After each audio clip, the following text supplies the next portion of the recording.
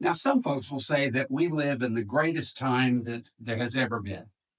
And in a lot of ways, that's probably true. You think about the advancements we've made just from a technology perspective. But when I was a kid growing up, I lived on a farm. And when dad and I were in different parts of the place, we had to communicate and we only had two options. We had walkie talkies, which kids still have today, but the range on them is a lot greater than it was back then. I think it's miles now when it used to be hundreds of yards at most. Or you had, and don't date me here, but CB radios. CB radios were something that you had to utilize if you needed to talk over longer distances. So those were our two options. Well, today, because of the advancement in technology, what we have? Cell phones. And now they call them smartphones because they're able to do so much more than what we used to be able to do. If you needed to find out something you don't know, think about the internet. No, Al Gore didn't invent it. It's been around though, and we use it.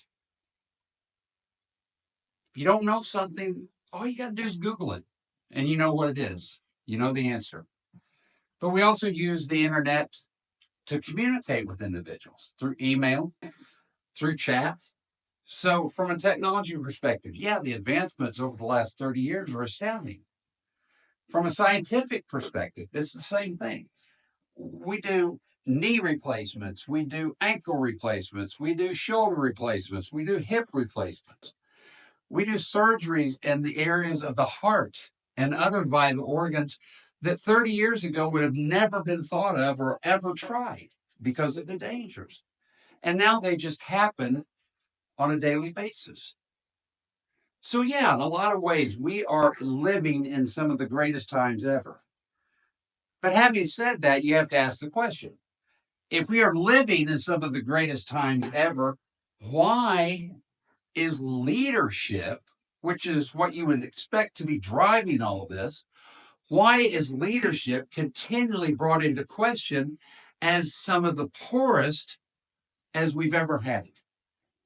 Now, that's not me just saying that. I want you to go back with me to December of 2023. The World Economic Forum says that we are facing a global leadership crisis. It's not just in the United States. Globally, we are facing a leadership crisis. In fact, in their survey, 77% of the people said that we have poor leadership in the corporate world worldwide. They also say that we have, or 85% of them say we have a crisis in leadership in government. Now, we all know government has its strengths and it has its weaknesses. And oftentimes leadership is not one of its strengths. And we're going to get into that when we talk about the problems that we have in leadership today.